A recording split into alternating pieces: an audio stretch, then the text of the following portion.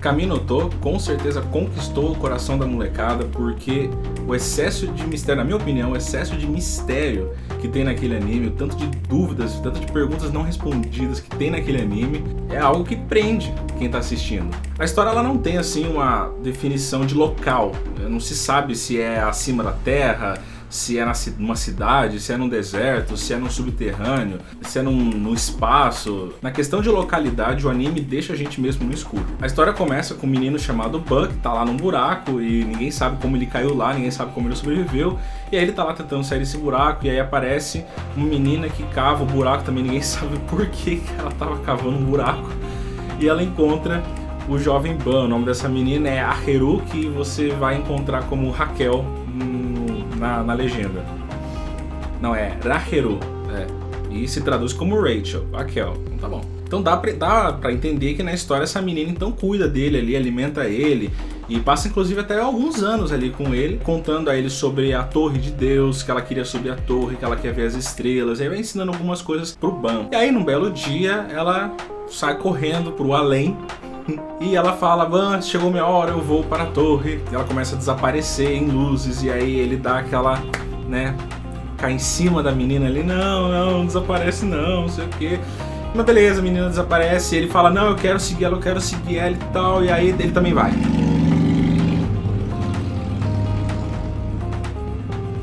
E aí nessa torre, ele chega lá, tem não dá pra saber se é um porteiro, um mordomo, mas o nome do personagem chama Redon, ele parece ser muito forte. E aí ele propõe um teste e fala ali sobre a torre. E o Ban, ele tá tipo: tô nem aí se o teste é difícil, eu tô nem aí se o teste é impossível, se eu vou morrer.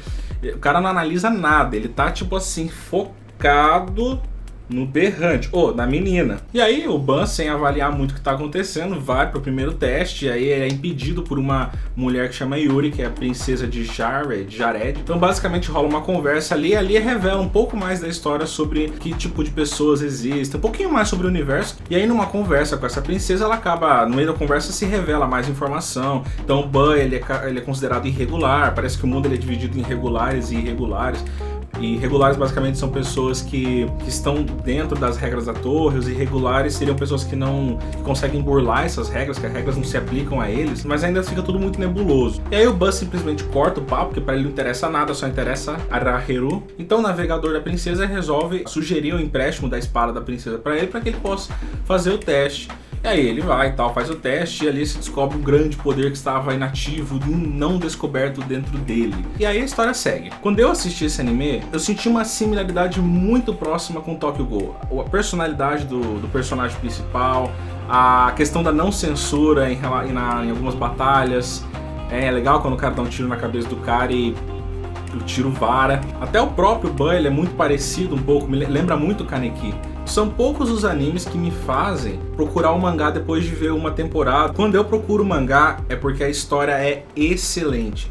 Esse anime no quesito história é excelente, a nota 10. Agora, existe um aspecto na história que é a questão de espaço, de local, que é assim, não há lógica, não existe uma lógica em relação aos espaços, a torre, os andares, não existe nenhuma lógica nisso daí. A pouca informação que a gente tem é mais acerca da história, de como se organiza hierarquicamente essa torre. A gente entende que tem rei, tem princesa, que tem porteiros, tem outras pessoas batalhando para chegar ao topo dessa torre. O anime simplesmente ele diz que é como o anime ele lembra muito um conto de fada, sabe aquela coisa Era Uma Vez?